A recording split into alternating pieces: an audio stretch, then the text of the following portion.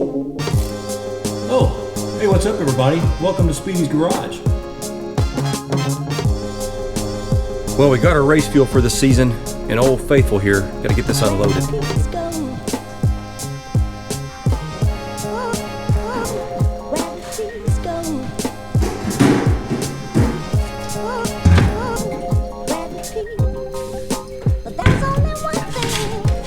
There we got our race fuel all stacked out in the shop, and you want to keep it off of a concrete floor. So I swung by a hardware store and found a small pallet that they had for a display that was about empty. I think it's like a 2x2, and it was a perfect fit for what I needed to keep the fuel off the floor.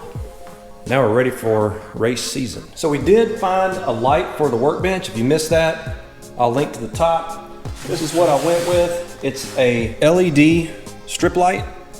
They are linkable, although this one's 36 inch, so that will be plenty for the workbench. There are no lights under here, and I want to have a light for the work surface, as I mentioned before. And to mount it, we just picked up these neodymium magnets. They're very strong, and I figure probably 3 of them. I'll put about 1 foot apart, and I'll glue them to the back of the light, mount it up, power it from the back where the wall switch is. But that's a project for another day. So today I thought I would talk about something I've been reading quite a bit about on some of the online forums, and that is, should I void my warranty, or what voids my warranty, or I don't want to void my warranty.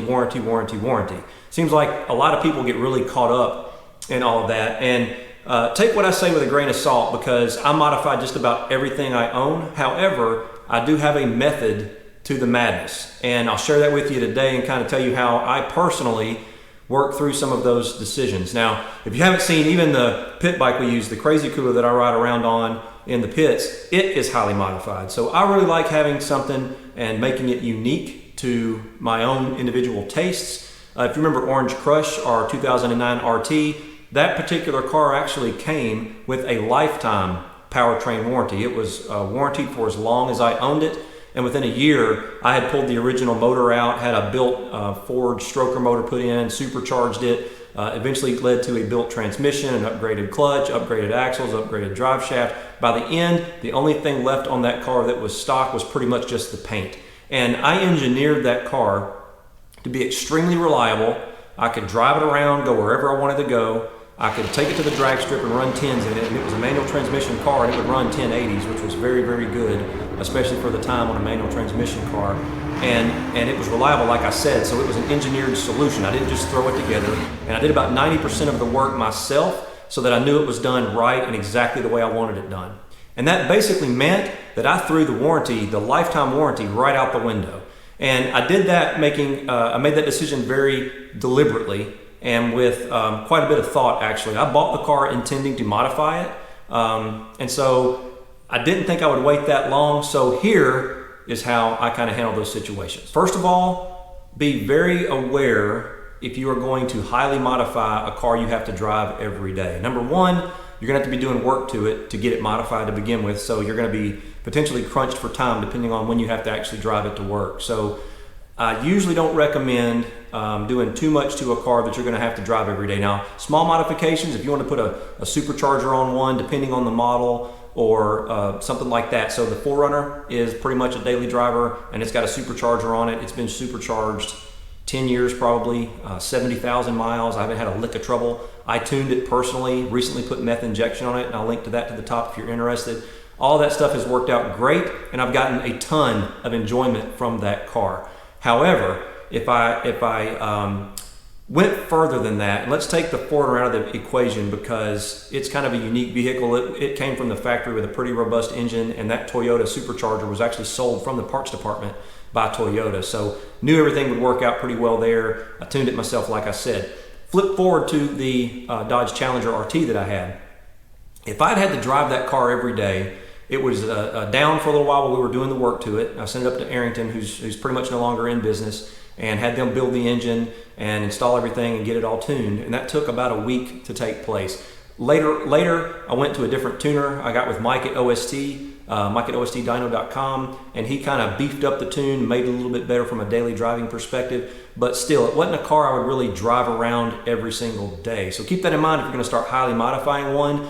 The more you do to one, the more you're going to have to live with, and the more compromises it can potentially have. You might get a little bit more noise, a little bit more sound, start modifying the exhaust, tires and wheels. If you've got a lot more horsepower, you're not going to have a tire that can compensate for that horsepower or cope with that horsepower. They're not going to last as long. So from a daily driver perspective, especially with a Hellcat or a Red Eye or something like that, they come with 700 and 800 horsepower from the factory to begin with. And so if you're going to daily drive the thing, do you really need 100 more horsepower? I mean, if you're not going to the drag strip and you're just riding around going to car shows and cruising around, you're not going to be able to use all the horsepower it has to begin with. However, if you're going to start going to the track, you're going to want all you can have. I recommend you get to know the car first before you start messing with it, and that way you can see what you're capable of in the car as it came from the factory. You will need an upgraded drive shaft, obviously, and you will want to use a good tire, like a good drag radial or a slick like I use.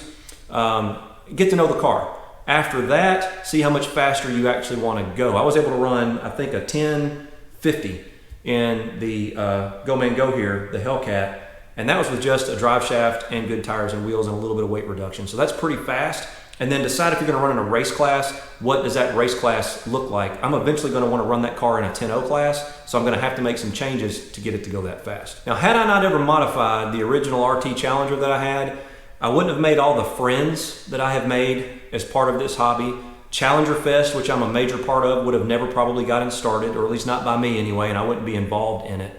And so modifying that car started me down a path into a culture, and I've made very, very tight friendships, almost like family or sometimes better than family as part of that. And so I don't regret it at all. I never had a single problem from that Challenger RT in the 8 or 9 years that I owned it, and it was modified for most of those years because, like I said, I took the engine out when it was only a year old. Now, one thing I will recommend, if you buy a brand new car and you're thinking about modifying it, what I do personally is I will drive the car for 6 months to a year, usually closer to a year, to make sure it's not going to have any weird problem from the factory, especially if it's brand new. I drove the Hellcat for a year, and right when I first got it, the supercharger had the bearing noise. That's all.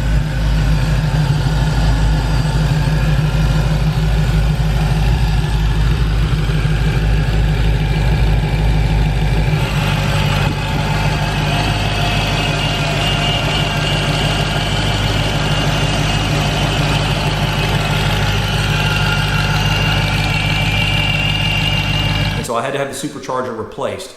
And so that kind of gave me pause. I was like, oh, we better hold off for a minute on this car and make sure we're not going to have any other strange issues like that crop up. If you're a member of the forums and you start talking to other enthusiasts with similar cars, you'll start to find trends of things that could potentially go wrong. The supercharger bearing issue was a big one, and I knew it was a very strong possibility that could happen. So the Hellcat was already pretty fast right off the showroom floor, so I knew I could wait that year. And if I didn't have any problems in the year, then I'm off to the races with some changes. We had that supercharger problem within, I would say, the first 2 months of ownership. Had the supercharger swapped out under warranty, and then I waited the extra 10 months, or it's been almost been right at a year now, and we're just now starting to think about doing some modifications to the car because I haven't had a single other issue. The transmissions on these cars hold up really well, and so I don't think there's really a reason to expect any problems long term based on the statistics and the history that we've seen from people who have modified these cars. So like I said, I make that 1 year delay just to give the car some time to get broken in, for me to get to know it, and to make sure we're not going to have any odd issue off the showroom floor. Now with the Camaro, I did the exact same thing. Our 2SS Camaro, unfortunately, has had several problems. I initially intended to put twin turbos on that car. After the computer had problems, and that was like a $1,200 part they had to replace, and then the torque converter went out. I don't even know how much that was, I don't remember. And then we had exhaust valve issues and a couple other small problems, but the dealership basically had that car for a couple of months trying to get everything sorted out on it. I initially wanted Chevrolet to just buy the thing back, and they offered to extend the warranty on it.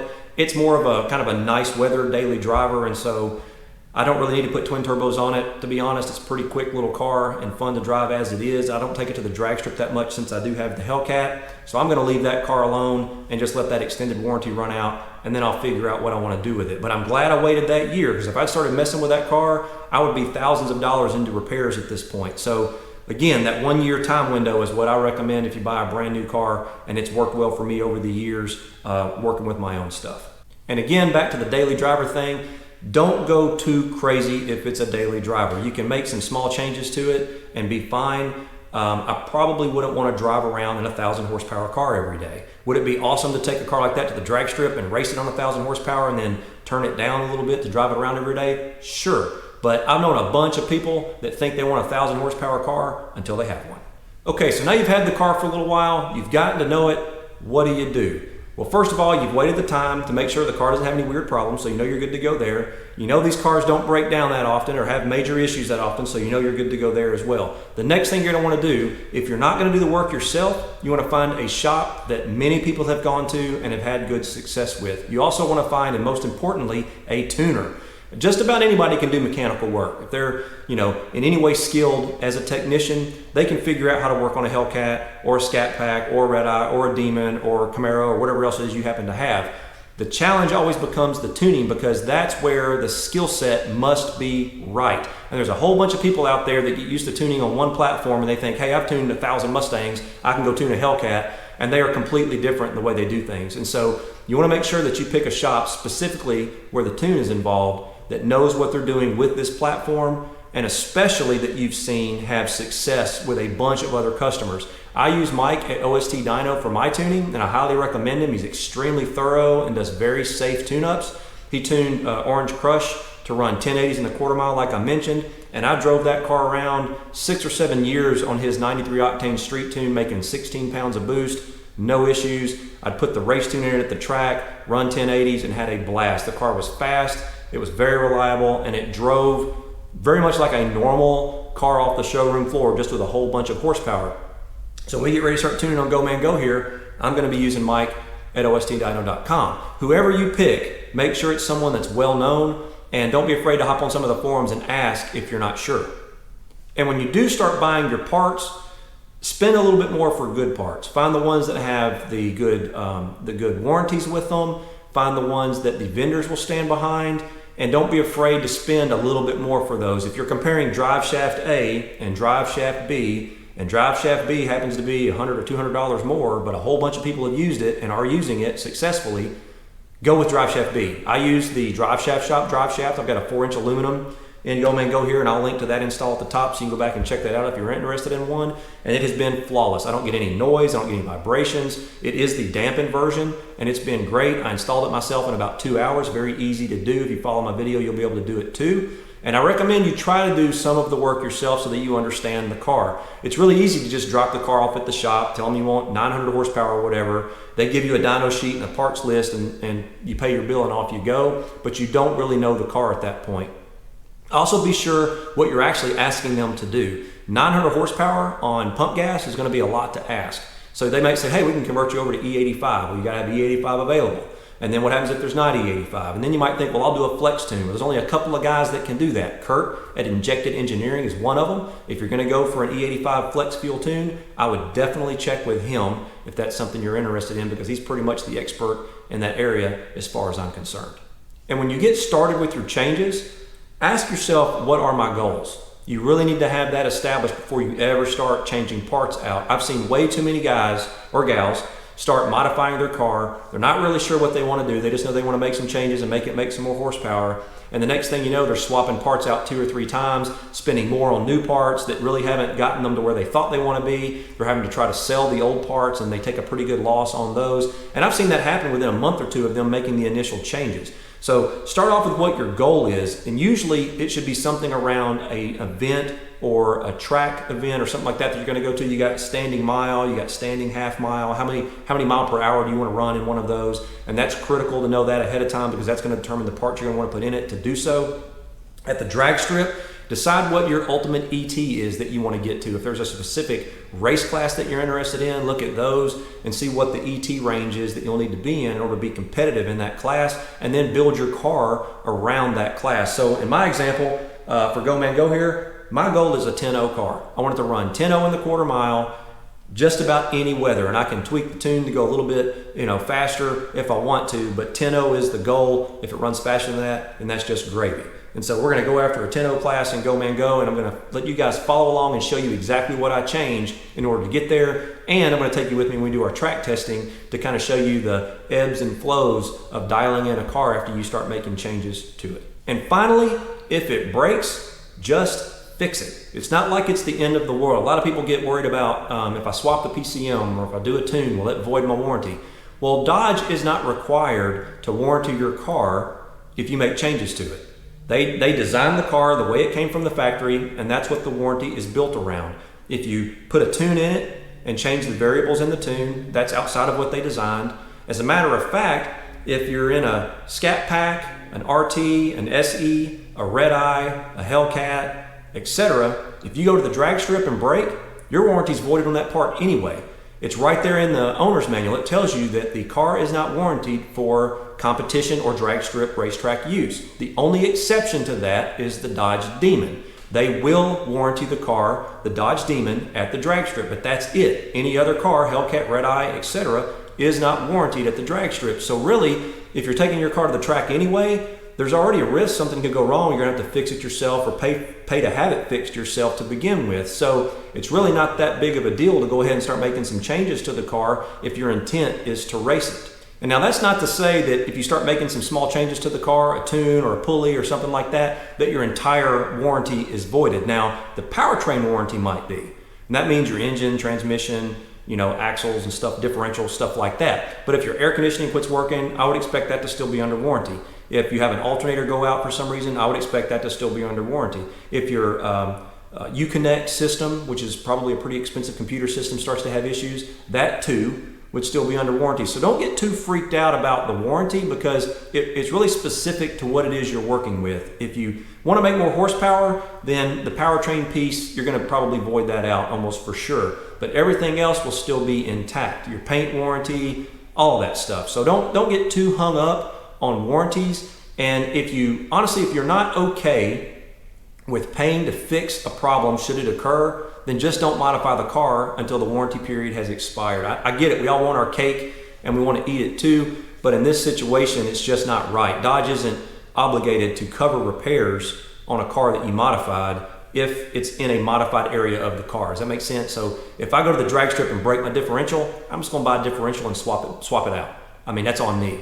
If I modify the car, my AC quits working, I'm going to drop it down to the dealer and ask them to fix the AC. So I hope that's clear. I see way too many people get too hung up on what voids the warranty and what doesn't, what components, and they start splitting hairs. It's really just not worth it.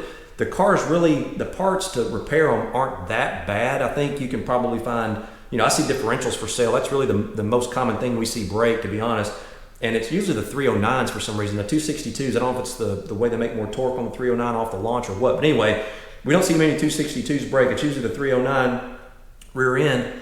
I think they're only like $700-800, and it's a couple of hours to swap it out. If you had to pay the dealer, let's call it $1,000 completely finished, including labor. So not the end of the world should it break. And then you just figure out, hey, what caused it to break? Did it wheel hop or something like that gave me a problem?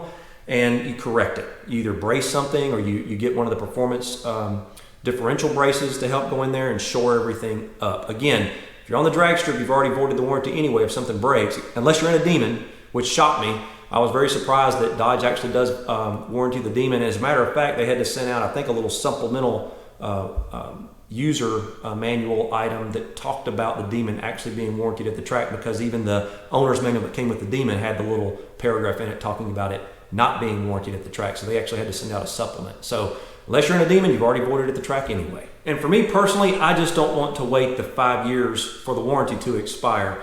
A few years ago, I had a little bit of a health issue. I won't go into too much detail, but it was enough that it kind of changed my perspective a little bit on things, and time became more important to me than I thought it would be. And so I don't want to wait 5 years to start putting some more horsepower into the car and let that time slip by. I'd rather go ahead and start enjoying it now and setting it up the way I want it to be and getting to that 10.0 goal that I've set. So that's just my random thought for today. I'm starting to gear up with some parts for Go Man Go here, so I thought I would start that off with a discussion about the warranty, since so many people seem to be worried about it. I'm not. I'm going to kind of be my own warranty. I hope you enjoyed the video. Please give it a thumbs up if you did. Let me know what you think below. What do you think about the warranty? I hear everybody say, you know, the Magnuson-Moss Act and all that good stuff. Well, that's to cover a different scenario than us putting high-performance parts on a car. So give us a thumbs up if you like the video. Be sure to check us out on Instagram. It's at Speedys_garage, as well as the website, www.speedysgarage.net. And hopefully I'll see you out there.